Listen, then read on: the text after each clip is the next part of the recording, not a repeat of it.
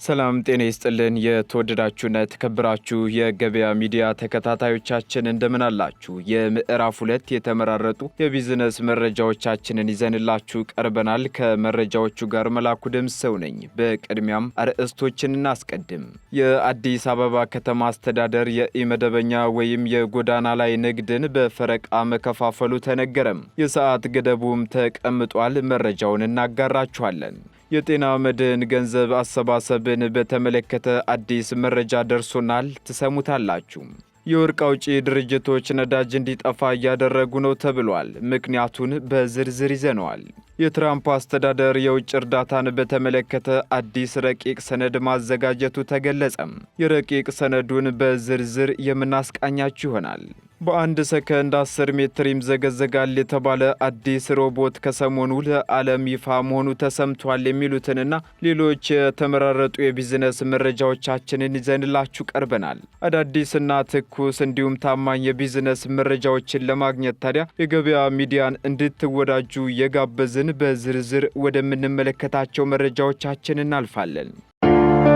በኮሪደር ልማት ምክንያት ሱቃችሁና ቢሮዎቹ ለፈረሰባችሁ የማይገኝ እድል እንሆ ብለናል። ፒላር ሪል ስቴት ማርኬቲንግ የተጠናቀቁ የንግድ ሱቆችን በተለያዩ የካሬ አማራጮችና በተመጣጣኝ ዋጋ ለሽያጭ አቀረበለው። ከ15 ከ400 ካሬ ስፋት ያላቸው ሱቆች ለሱፐር ማርኬት፣ ለካፌ፣ ለሬስቶራንት፣ ለጂም፣ ለኮስሞቲክስ እና ለቢሮ የሚሆኑ ሱቆችን ለሽያጭ ማቅረባችን ስንገልጽ በታላቅ ደስታ ነው። በ35 በመቶ ቅድመ ክፍያና 50-50 የባንክ ብድር አመቻችተንም እንጠብቆታለን። ምን ይሄ ብቻ! ዘመናዊ አፓርትመንቶችን ጠቅላላ ዋጋ ከ7 ሚሊዮን ብር ጀምሮ በቦሌ ደንበልና ገርጂ ሳይት እስከ 12 በመቶ ቅናሽ አድርገን ሽያጭ ላይ እንገኛለን። ለበለጠ መረጃ በ0947 02 2222 ላይ ይደውሉልን። ፒላር ማርኬቲንግ 50 በመቶውን የወጪና ገቢ ጭነት በባቡር የማጓጓዝ እቅድ መያዙ ተገለጸም። የኢትዮ ጅቡቲ ባቡር አክሲዮን ማህበር 50 በመቶ የሚሆነውን የኢትዮጵያን የወጪና ገቢ ጭነት ለመሸፈን አቅዶ እየሰራ መሆኑን የትራንስፖርትና ሎጂስቲክ ሚኒስቴር አስታውቋል። በዚህም ወደ ውጪ ከተላከው ቡና 98 በመቶ የሚሆነው በባቡር የተጓጓዘ ሲሆን ማዳበሪያን ጨምሮ የመልቲ ሞዳልና ዩኒ ሞዳል ኮንቲነር ጭነቶችን፣ የቁም እንስሳትን፣ ከባድ መኪኖችን፣ አውቶቡሶችንና አዳዲስ የጭነት ተሽከርካሪዎችን እያጓጓዘ እንደሚገኝም የሚኒስተሩ መረጃ አመላክቷል። የሚበላሹ ጭነቶችን በኮንቲነር አሽጎ በማጓጓዝ ጥራታቸውን እየጠበቁ ለውጭ ገበያ በማቅረብ ከውጭ ንግዱ ሊገኝ የሚገባውን ገቢ በማስጠበቅ በኩል ሚናውን እየተወጣም እንደሚገኝ ተገልጿል።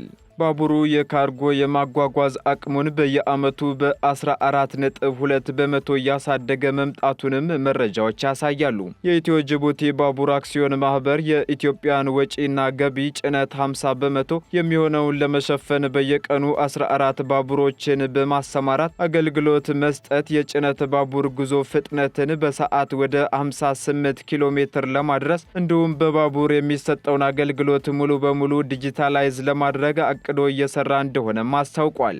ጠቅላይ ሚኒስትር ዶክተር አብይ አህመድ ለሕዝብ ተወካዮች ምክር ቤት የመጀመሪያው ግማሽ ዓመት ስራ አፈጻጸም ላይ በሰጡት ማብራሪያም የባቡር ትራንስፖርት በየዓመቱ የማጓጓዝ አቅሙን እያሳደገ መምጣቱን መግለጻቸውን ሚኒስትሩ በመረጃው አስታውሰዋል። ብሔራዊ ባንክ ከ6 ወራት በፊት የተደረገውን የንብ ኢንሹራንስ ዳይሬክተሮች ቦርድ ሹመት ውድቅ ማድረጉ ተሰማም። የንብ ኢንሹራንስ ኩባንያ በቅርቡ ባካሄደው ጠቅላላ ጉባኤ የተመረጡ የዳይሬክተሮች ቦርድ አባላት ሹመትን ውድቅ በማድረግና አዲስ ምርጫ እንዲካሄድ የኢትዮጵያ ብሔራዊ ባንክ ውሳኔ ማስተላለፉ ተጠቁሟል። የኢትዮጵያ ብሔራዊ ባንክ ጥቅምት 23 ቀን 2017 ዓ.ም አዲስ የተመረጡትን የንብ ኢንሹራንስ ዳይሬክተሮች ቦርድ ሹመት ያላጸደቀው በምርጫ ሂደት ላይ የተለያዩ ጉድለቶች ታይተዋል በሚል እንደነበር ይታወሳል። በዚህም ተገኙ የተባሉትን ግድፈቶች በመዘርዘር ለንብ ኢንሹራንስ ኩባንያ በመላክ የሂሳብ ዓመቱ ከመጠናቀቁ በፊት አዲስ ምርጫ እንዲካሄድ ለኢትዮጵያ ብሔራዊ ባንክ እንዲያሳውቅ ያዘዘ ሲሆን የንብ ኢንሹራንስ ኩባንያ ምርጫ አስፈጻሚ ኮሚቴ አማካኝነት የተደረገው የዳይሬክተሮች ቦርድ ምርጫ በእጩነት ከቀረቡት ውስጥ 11 ከፍተኛ ድምጽ ያገኙት የሚሆኑትን በመለየት ሹመታቸውን እንዲያጸድቅ ለኢትዮጵያ ብሔራዊ ባንክ ባቀረበው ጥያቄ መሰረት አዎንታዊ ምላሽ ሲጠብቅ ነበረ ተብሏል። ሆኖም ግን የኢትዮጵያ ብሔራዊ ባንክ ከምርጫ ሂደቱ ጋር በተያያዘ ተስተውለዋል የተባሉ ግድፈቶችን በመመርመር ባገኘው ማጣራት መሰረትም ምርጫው ከእጩዎች ጥቆማ ጀምሮ በድምፅ አሰጣጥ ስርዓትና በሌሎች ከምርጫው ጋር በተገናኙ አሰራሮች ላይ ግድፈት በማግኘት የምርጫውን ውጤት መሰረዙን ሪፖርተር አስነብቧል። የጤና መድህን ገንዘብ አሰባሰብ ስርዓት በዲጂታል ሊሆን ነው ተባለም። በሀገሪቱ ቤት ለቤት እየተዞረ በእጅ ገንዘብ በመሰብሰብ የሚሰጠውን አገልግሎት ሂደት በማዘመን በዲጂታል ስርዓት የታገዘ እንዲሆን ለማድረግ እየተሰራበት እንደሚገኝ የኢትዮጵያ ጤና መድህን አገልግሎት አስታውቋል። የጤና መድህን ስርዓቱ በኢትዮጵያ ከተጀመረ 13 ዓመታትን ማስቆጠሩን ያነሱት በአገልግሎቱ የአባላት አስተዳደርና ሀብት አሰባሰብ መሪ ስራ አስፈጻሚ ጉደታ አበበ በተለይም በ2004 ዓ.ም በህዝብ ተወካዮች ምክር ቤት በጸደቀው አዋጅ መሰረትም በ13 ወረዳዎችና 4 ክልሎች ላይ በሙከራ ተጀምሮ በአሁኑ ወቅት በመላ ሀገሪቱ እየተስፋፋ እንደሚገኝ ገልጸዋል። በዚህም የገንዘብ አሰባሰብ ስርዓቱን የማዘመንና ወደ ዲጂታል ሲስተም የመቀየር ስራን ከጤና ሚኒስቴር ጋር በመሆን በስፋት እየተሰራበት እንደሚገኝ ተናግረዋል።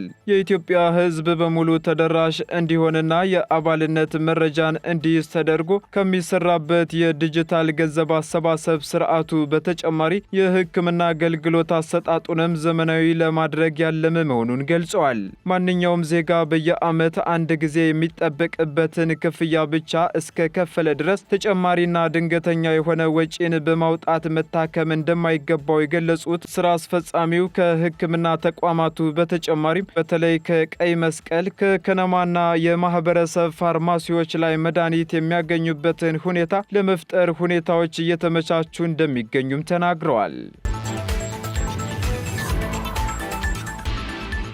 በጋምቤላ ክልል ወርቅ አውጪ ድርጅቶች የነዳጅ እጥረት እንዲፈጠር ምክንያት ሆነዋል ተብሏል። በተጨማሪም በክልሉ ያለው የነዳጅ ግብይት ሕግና ስርዓትን ተከትሎ እየተከናወነ አይደለም ነው የተባለው። በዚህም በክልሉ ሰው ሰራሽ የነዳጅ እጥረት በመከሰቱ ምክንያት በማህበረሰቡ እንቅስቃሴ ላይ እክል መፈጠሩን የጋምቤላ ክልል ንግድ ቢሮ አስታውቋል። በክልሉ ያሉ የነዳጅ ማደያዎች ከተለያዩ የወርቅ አውጪ ድርጅቶች ጋር እየፈጸሙት ያለው ሕገ ወጥ ግብይት ዋነኛ ችግር ሆኗል ያሉት ደግሞ የጋምቤላ ክልል ንግድ ቢሮ ኃላፊ ወይዘሮ ኛሞች ጊል ናቸው። የነዳጅ ማደያዎች ያመጡትን ናፍጣና ቤንዚን ከታሪፍ በላይ ከመሸጣቸውም በተጨማሪ ነዳጅ በድብቅ በጥቁር ገበያ እየተሸጠ መሆኑ ተገልጿል። በዚህም ፍቃድ ሰጪ ተቋማት የአስፈላጊነት ግምገማቸውን በማድረግ በህጋዊ ስርዓት ብቻ ፍቃድ ሊሰጡ እንደሚገባቸውም ተጠይቋል። የክልሉ ንግድ ቢሮም ህገወጥ የነዳጅ ችርቻሮ ላይ የተሰማሩ ማደያዎችና ግለሰቦችን ለመቆጣጠር እርምጃዎች እየተወሰዱ መሆኑን ገልጿል። የነዳጅ እጥረት እንዲፈጠር እያደረጉ ነው በተባሉ ማደያዎችን በመቆጣጠርም የነዳጅ ስርጭቱን ማስተካከል እንዲቻል እየተሰራ ስለመሆኑም ተነግሯል። በአዲስ አበባ ከተማ አስተዳደር ኢመደበኛ ንግድ የሚካሄድበት ሰዓት በ5 ፈረቃ ተከፋፍሎ ይፋ መደረጉ ተገለጸ።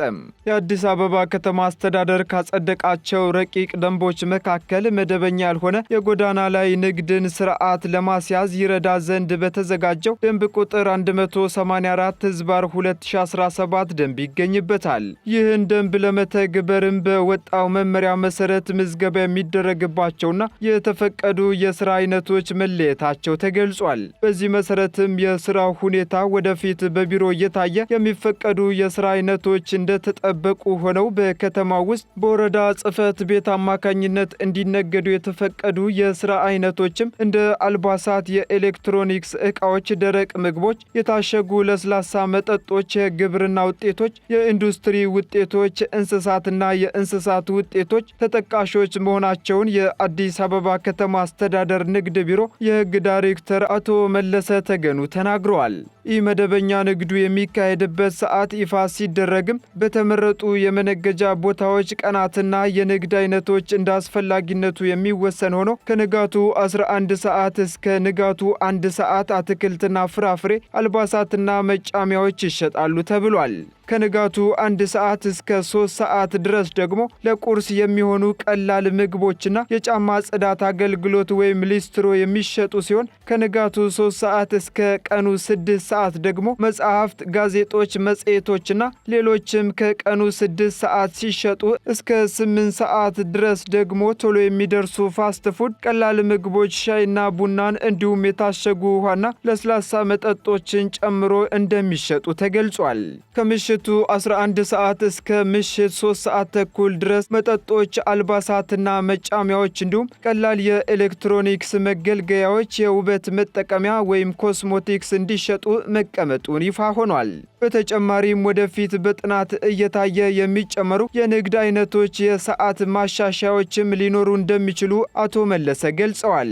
በደንቡ መሰረትም በመዲናዋ አንድ ግለሰብ መደበኛ ባልሆነ ንግድ ላይ ሊሰማራ የሚችለው የአዲስ አበባ ከተማ አስተዳደር መታወቂያ ካለውና የከተማዋ ነዋሪ ከሆነ ብቻ ሊሆን እንደሚገባ አስገዳጅ መስፈርት መቀመጡም ተነግሯል። ይህን ተከትሎ ደግሞ በስራ ላይ ባለው ሕገ መንግስት በአንቀጽ 40 ላይ ያሉ ድንጋጌዎችንና በአንቀጽ 41 ስር ያሉ ድንጋጌዎችን አይጣረስም ወይ የሚል ጥያቄን የሚያስነሳ ቢሆንም የአዲስ አበባ ከተማ አስተዳደር ንግድ ቢሮ ኃላፊ ወይዘሮ ሀቢባ ሲራጅ ምላሽ የሰጡ ሲሆን በምላሻቸውም ውሳኔው በከተማዋ ላሉ ወጣቶች ቅድሚያ የስራ ዕድል ለመፍጠር ታስቦ በመወሰኑ ነው ማለታቸውን ሪፖርተር አስነብቧል። በደንቡ መሰረትም ኢመደበኛ ሆኖ የሚመዘገብ አንድ ነጋዴ የሚሰጠው ቦታ ላይ መስራት የሚችለው 2 ዓመት ብቻ ነው ሲሉም አስረድተዋል። የፕሬዝዳንት ትራምፕ አስተዳደር በዓለም ዙሪያ ያቋረጠው የውጭ እርዳታ ወደፊት ምን መምሰል እንዳለበት የሚወስን አዲስ ረቂቅ ሰነድ ማዘጋጀቱ ተገለጸም። ተዘጋጅቷል የተባለው የሰነዱ ትኩረትም ከዚህ በኋላ ከአሜሪካ የጂኦፖለቲካ ጥቅሞች ጋር ለተጣጣሙና ለተወሰኑ ዘርፎች ብቻ እርዳታ መስጠት ላይ እንደሆነ ሮይተርስ ዘግቧል። ሰነዱ እስካሁን ያለው የአሜሪካ የውጭ እርዳታ አወቃቀር እጅግ የተለጠጠ ከፍተኛ ወጪ የሚጠይቅና አንዳንድ ሀገራት ደግሞ በአሜሪካ ድጋፍ ላይ ያላቸውን ጥገኝነት መቀነስ ያልቻለ ነው በማለት ተችቷል ተብሏል። የአሜሪካ እርዳታ ወሰኑ የጠበበና ስትራቴጂካዊ ትኩረት ያለው እንዲሆን ለአሜሪካ ሊለካ የሚችል ውጤት የሚያመጣ የአሜሪካን ተጽዕኖ ፈጣሪነት የሚያስቀጥል የአሜሪካን ብሔራዊ ደህንነት የሚያስጠብቅና እንደ ቻይና ያሉ ተፎካካሪዎችን ተጽዕኖ መክታት የሚችል እንዲሆንም ሰነዱ ሀሳብ እንደሚያቀርብ ተገልጿል። የዩኤስኤድ ከ20 በላይ ቢሮዎች እንዲዘጉና ድርጅቱም በውጭ ጉዳይ መስሪያ ቤቱ ስር የአሜሪካ ዓለም አቀፍ የሰብአዊ ድጋፍ ድርጅት ተብሎ እንዲሰየም እንዲሁም የቀድሞ ተልዕኮ የሰብአዊ ድጋፍ ማቅረብ፣ ለአደጋዎች ምላሽ መስጠትና የምግብ ዋስትናና ዓለም አቀፍ ጤና ብቻ እንዲሆንም በሰነዱ ላይ መገለጡን ዘገባው ጠቅሷል። ቀጥለናል። የተከበራችሁ ተከታታዮቻችን፣ በመጨረሻም በዝርዝር ወደምንመለከተው መረጃ አለፍን። በአንድ ሰከንድ 10 ሜትር ይምዘገዘጋል የተባለው አዲስ ፈጣን ሯጭ ሮቦት ከሰሞኑ ለዓለም ይፋ መሆኑ ተሰምቷል። ባለቤትነቱ የቻይና የሆነው ይህ ብላክ ፓንተር 2.0 የተባለውን አዲስ ፈጣን ሯጭ ሮቦቴን ተዋወቁልኝ ስትል ከሰሞኑ ለዓለም ይፋ ማድረጓ ተገልጿል። በቻይና ዢጂያንግ ዩኒቨርሲቲ የሚገኝ የጥናት ቡድን በሰከንድ 10 ሜትር መሮጥ የሚችል ሮቦት መስራቱን አስታውቋል። ይህም የዓለማችን ፈጣን ባለ 4 እግር ሮቦት ያደርገዋል የተባለለት ሲሆን ይህ ብላክ ፓንተር 2.0 የተሰኘው ሮቦት 38 ኪሎ ግራም የሚመዝን ሲሆን 0.63 ሴንቲሜትር ርዝመትም እንዳለው ተነግሯል። እንደ አውሮፓውያኑ አቆጣጠር በ2018 የተጀመረው ሮቦቱን የማበልጸግ ስራ ፍጥነቱን በሰከንድ ከ6 ሜትር እንዲበልጥ ለማድረግ የተለያዩ ማሻሻያዎች ሲደረጉ መቆየታቸው ተነግሯል። በውሻ አምሳያ የተሰራው ሮቦቱ ለወታደራዊ ተልእኮች፣ ለነፍስ አድን ስራና ለአሰሳ እንደሚያገለግልም ተጠቁሟል። በተጨማሪም ተመራማሪዎቹ በቀጣይ የሮቦቱን ፍጥነት በሰከንድ 15 ሜትር ለማድረስ እየሰሩ መሆኑን ኦዲቲ ሰንትራል አስነብቧል። የተወደዳችሁና የተከበራችሁ የገበያ ሚዲያ ተከታታዮቻችን ለምዕራፍ 2 ያዝንላችሁ የቢዝነስ መረጃዎቻችን እነዚህን ይመስሉ ነበር። አዳዲስና ትኩስ የቢዝነስ መረጃዎችን ለማግኘት ታዲያ የገበያ ሚዲያን እንድትወዳጁ የአክብሮት ግብዣችን ነው። መልካም ጊዜን ተመኘን። በኮሪደር ልማት ምክንያት ሱቃችሁና ቢሮዎቹ ለፈረሰባችሁ የማይገኝ እድል እንሆ ብለናል። ፒላር ሪል ስቴት ማርኬቲንግ የተጠናቀቁ የንግድ ሱቆችን በተለያዩ የካሬ አማራጮችና በተመጣጣኝ ዋጋ ለሽያጭ አቀረበለው። ከ15 ከ400 ካሬ ስፋት ያላቸው ሱቆች ለሱፐር ማርኬት፣ ለካፌ፣ ለሬስቶራንት፣ ለጂም፣ ለኮስሞቲክስ እና ለቢሮ የሚሆኑ ሱቆችን ለሽያጭ ማቅረባችን ስንገልጽ በታላቅ ደስታ ነው። በ35 በመቶ ቅድመ ክፍያና 50-50 የባንክ ብድር አመቻችተንም እንጠብቆታለን። ምን ይሄ ብቻ! ዘመናዊ አፓርትመንቶችን ጠቅላላ ዋጋ ከ7 ሚሊዮን ብር ጀምሮ በቦሌ ደንበልና ገርጂ ሳይት እስከ 12 በመቶ ቅናሽ አድርገን ሽያጭ ላይ እንገኛለን።